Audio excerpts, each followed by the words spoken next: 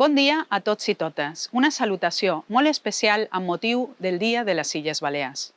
Aquesta vegada, com a molts dels actes que s'han celebrat el darrer any, ho hem de fer en format digital, sense poder ajuntar-nos a la plaça i gaudir, entre d'altres, del nostre tradicional ball pallès. Avui vull recordar que ara fa un any que les colles no ballen i que les nostres vides han estat paralitzades per l'arribada d'una pandèmia a nivell mundial que ha capgirat tot el nostre món. La celebració d'avui commemora a totes les illes l'entrada en vigor del primer Estatut de les Illes Balears, el dia 1 de març de 1983, i també va ser un 1 de març, en aquest cas del 2007, el dia de la seva reforma, que va permetre la creació del Consell Insular de Formentera, ara fa 14 anys. Des de Formentera sempre havíem defensat la creació d'un Consell propi per a la nostra illa, per poder defensar des de i per a Formentera totes les nostres necessitats i lluitar per poder garantir els drets de formenterers i formentereres, per a que poguessin disposar, igual que la resta d'illes, dels serveis essencials que ens corresponen, defensar el nostre propi model d'illa i decidir quin camí volem seguir. Ara, com a Consell i a la vegada Ajuntament, ja prenem les nostres decisions i hem pogut assumir moltes competències que ens han ajudat a marcar les línies bàsiques. Però encara són molts els temes de vital importància per a l'illa que es veuen afectats per les decisions i interessos econòmics d'altres territoris. En són exemples els fondejos i la mobilitat marítima entre les illes, que per a poder regular depenem de moltes altres administracions, que estan sotmeses a lobbies importants que defensen el seu benefici per davant de la protecció de l'entorn natural de Formentera. També el projecte Formentera Eco, que es va aprovar conjuntament amb la ciutadania i el sector empresarial de l'illa per evitar la saturació dels vehicles als mesos de temporada alta, comença ja a tenir detractors. Empreses de fora que només veuen en el nostre territori la possibilitat d'obtenir cada vegada més benefici sense plantejar-se el futur dels que volem viure aquí i dels que han d'heretar el que nosaltres els deixem. Ens queda molta feina a fer, no només a l'àmbit de la protecció del territori, sinó també per garantir els drets bàsics de les persones, sobretot en un any que ha deixat palesa la manca d'equilibri social que patim i la fragilitat de la nostra economia. Per parlar de justícia social, un dels temes més importants és el de tenir accés a un habitatge digne, una reclamació social i política de l'illa que és un dels nostres reptes més complicats. Un assumpte comú a altres zones de forta pressió turística que ha de ser abordat amb contundència des de totes les administracions i de forma coordinada.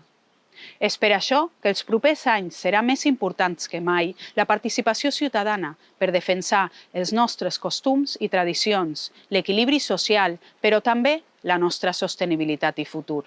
L'equilibri entre l'economia turística, la protecció del territori i la qualitat de vida dels residents és possible si la pròpia ciutadania és qui decideix. Aquesta pandèmia no pot significar cap passa enrere ni ningú pot quedar pel camí. Però les passes endavant cap a una societat més igualitària i justa no tenen sentit sense que el futur estigui assegurat. Les illes som un conjunt en què volem que se'ns respectin les diferències, però que alhora som solidàries les unes amb les altres. Durant aquesta crisi hem treballat totes juntes de manera coordinada per salvaguardar el benestar dels nostres ciutadans i ciutadanes, obrint i tancant ports i aeroports, adaptant-nos als nivells de seguretat sanitària necessaris depenent de la situació de cada illa, per aturar la propagació del virus. I sabem que encara ens queda camí per endavant i ho farem sempre pensant en el bé comú. També haurem de treballar de manera solidària en el calendari de vacunació perquè primer arribi a les persones més vulnerables i més exposades i després, al més aviat possible, a tota la població, ja que tenim les esperances posades en la immunitat col·lectiva.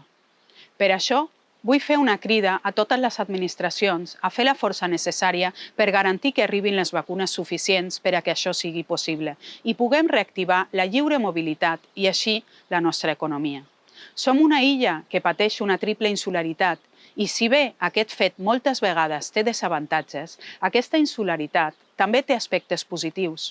Durant la pandèmia ens ha donat la possibilitat d'aïllar-nos i aconseguir sortir de situacions complicades més ràpidament, podent a la vegada gaudir dels seus espais naturals mitjançant la pràctica d'esports o passejades.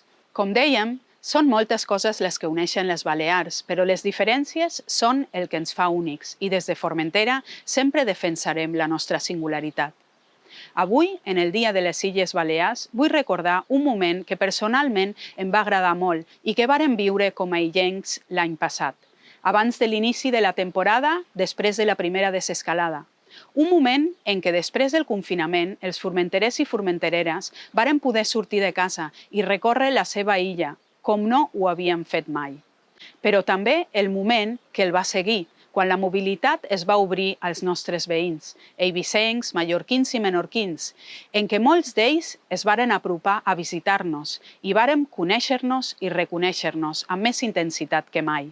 Un coneixement que és clau per desenvolupar l'empatia i la solidaritat necessària cap a les altres illes i el seu poble. Pel que fa a la situació sanitària actual, sabeu que hem millorat molt la incidència de la Covid a Formentera a les darreres setmanes. Per això ara les mesures de restricció es relaxen. Però també sabeu que hem de seguir molt alerta i respectant totes les mesures de seguretat per evitar una nova onada que ens torni a posar en perill, tant a nivell sanitari com econòmic, ara que estem a les portes de l'arribada de la temporada. Quan parlem de salvaguardar la nostra salut, no podem deixar de pensar en els 6 formenterers que ens han deixat a causa de la Covid. Permeteu-me que tingui unes paraules de condol per a les famílies i amics i que faci extensiu aquest condol a totes les persones que han perdut un ésser estimat en aquesta pandèmia. També permeteu-me que tingui unes paraules d'agraïment per tots els treballadors essencials que han fet i fan feina durant aquesta crisi. També vull destacar el recolzament i col·laboració de tots i totes vosaltres i traslladar-vos novament el nostre més sincer agraïment per fer-nos la feina més fàcil. Però un dia com avui ens ha de servir per unir esforços i arribar als objectius comuns, perquè encara que totes les illes siguem diferents, cosa que hem de continuar defensant, també és cert que no podem continuar essent com som si no lluitam units i agafam els problemes per les arrels i deixam de pal·liar només les conseqüències. L'any passat, en aquest dia, abans de la pandèmia, dèiem: volem una societat culta, lliure, cohesionada i solidària. Aquest any hi hem d'afegir la salut. Volem una societat culta, lliure, cohesionada, solidària i amb salut. Començava aquest discurs dient que avui fa un any que les colles no han pogut fer una ballada i el vull acabar amb un desig ben especial, que aviat puguin tornar a ajuntar-se a la plaça i que tots i totes puguem anar a gaudir del nostre ball tradicional i de la nostra unió com a poble. Amb el desig també de poder celebrar que tot això siguin només records que ens han de servir per valorar les petites grans coses que ara trobam a faltar. Moltes gràcies i feliç dia de les Illes Balears.